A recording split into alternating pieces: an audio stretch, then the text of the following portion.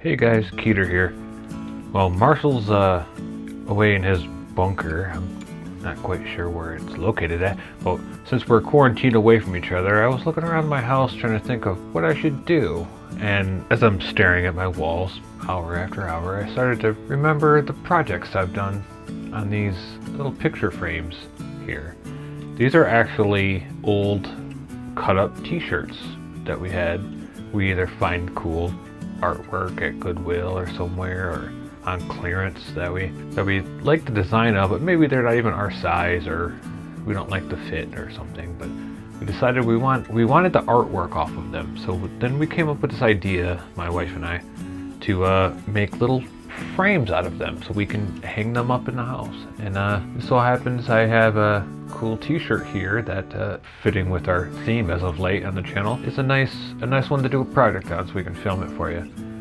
See, this one is not my size, but of course I had to buy it when I saw it, because check it out. So let's use this one, and I'll show you how I make these frames. All right, to get started with this, what we're gonna need, a few things here. You're gonna need our frame, first of all, which consists of these dowels.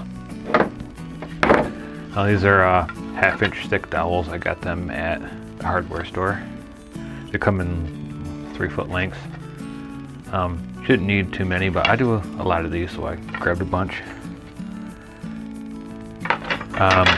To cut them to length, you can use any normal saw, except for if you can get a miter box or some way to make perfectly flat, even cuts, that'll be a bonus. That'll make your life easier, because all the pieces butt up against each other.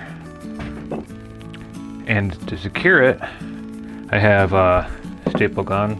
I think it's T50. Yeah, T50 little staples. Are pretty good size staples for everyday use, and some wood glue just to shore up the joints. And along with that, you will need just a couple other things: a pair of scissors, tape measure, and yeah, let's get to cutting it up. All right, first thing you're gonna need to do is measure.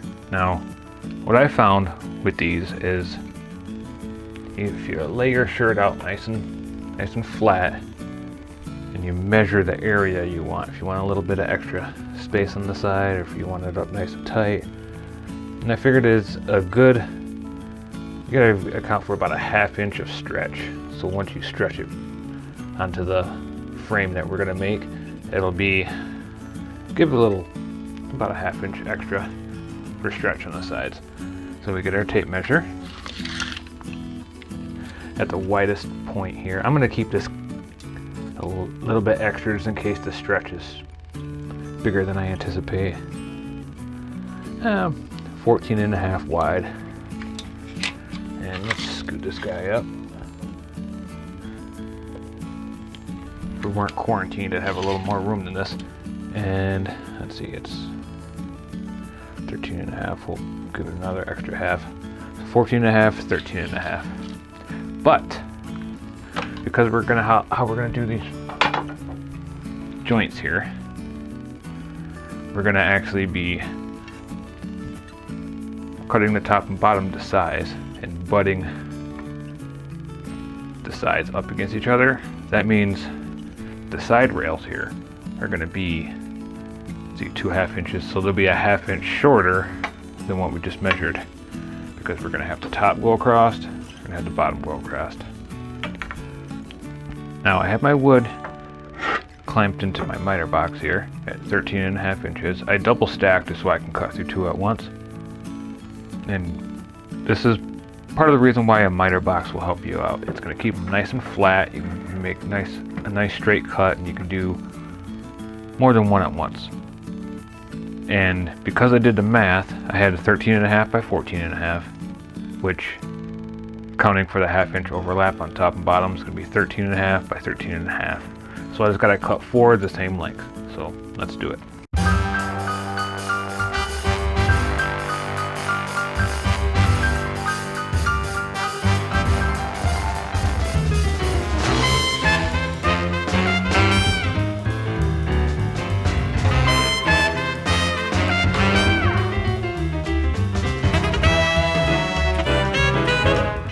Okay, for assembly, got our dowels here. Now, luckily our t-shirt turned out to be completely square once you measure. But remember, we were keeping that overlap vertically, so it's actually going to measure out to be longer than it is wide. But we accounted for that when we cut. So it's going to go together like this. So what we're going to do is glue in between each joint and then staple right across the sides. Now I've done pretty looking miter cuts before, and I realized it's extra work and you can't tell when you're looking at it from the front. Now if we were doing a frame that you could visibly see from the front and a different piece of art, you can make fancy corners, but for this, it just has to be structurally sound and not fall apart.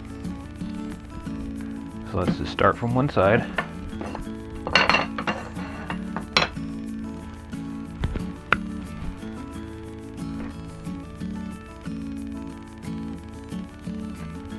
Apply a little bit of glue. And then I'm going to try to butt these guys up nice and tight.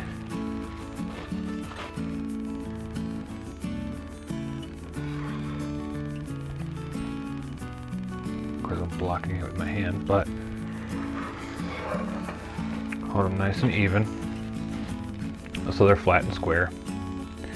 A little bit of variation won't matter for this project, but and then we will just try to put a staple right in the corner if staples come out of my staple gun.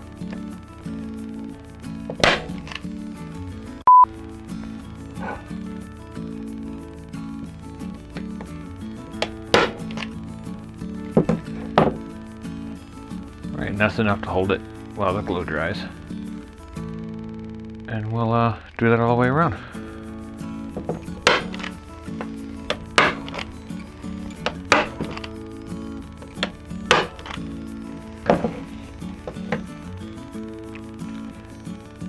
And there is a mostly done frame. We'll let the glue dry a little bit.